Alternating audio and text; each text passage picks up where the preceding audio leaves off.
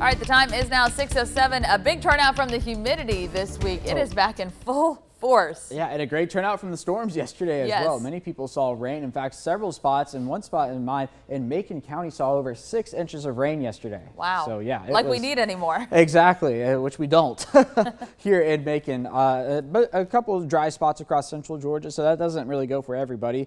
Nonetheless, we're getting the rain whether we like it or not. Here's a live look over downtown. The sun beginning to come up here on this baby Friday. Yes, had to do it. Here we go. 73, the current number in Warner Robins. 72 in Macon and in Byron, 71 in Fort Valley, 73 in Montezuma, elsewhere across central Georgia, 75 in McRae, and 74 over in Wrightsville. So all of these temperatures a degree or two cooler than we were this time yesterday morning. Now the radar is quiet across central Georgia, but it was not quiet yesterday. Here's what I'm talking about in Macon County. That spot right there between Butler and Montezuma, over 6 inches of rain, about 2.5 inches in Montezuma itself. Now just up the road in Roberta, only about a 1/4 inch of rain, and that was about it. About 1/3 of an inch of rain there in Bleckley County, about an inch in Dublin, and then just over an inch in parts of North Macon. Now today we do have a rain and storm chance once again, but we don't have any risk area over central Georgia. Now that's because through the summertime, the Storm Prediction Center does not issue these 1, 2, 3, 4, 5s for afternoon summertime storms. It's going to be more of an organized threat whenever they do it, so we don't have one of those today.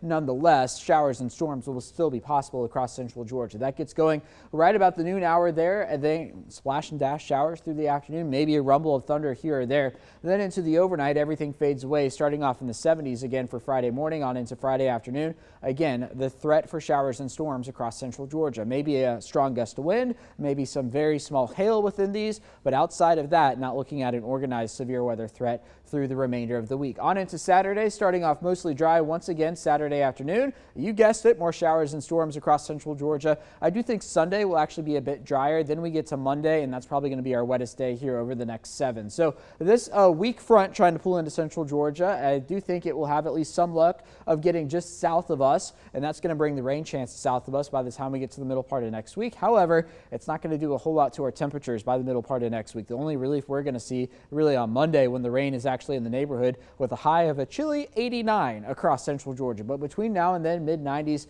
going to be the name of the game. That includes today with a high temperature right around 93. Hit and miss storms, another warm afternoon. The humidity is going to be up there as well. That combined with the sun, it is going to feel like the triple digits at times. In fact, this recent run here, the heat index forecast shows 100 there at 2 p.m. I really think it could feel like 100 plus across central Georgia from 11 a.m. until about 4 or 5 later this afternoon. Then for tonight, giving way to 73 degrees, a lingering shower, a humid evening across central Georgia, especially in those spots that receive late day rain. And into the course of the next 7 days, a 40% chance of rain on Friday, and then again on Saturday. It's going to be down to 30% on Sunday before our wettest day of the week arrives.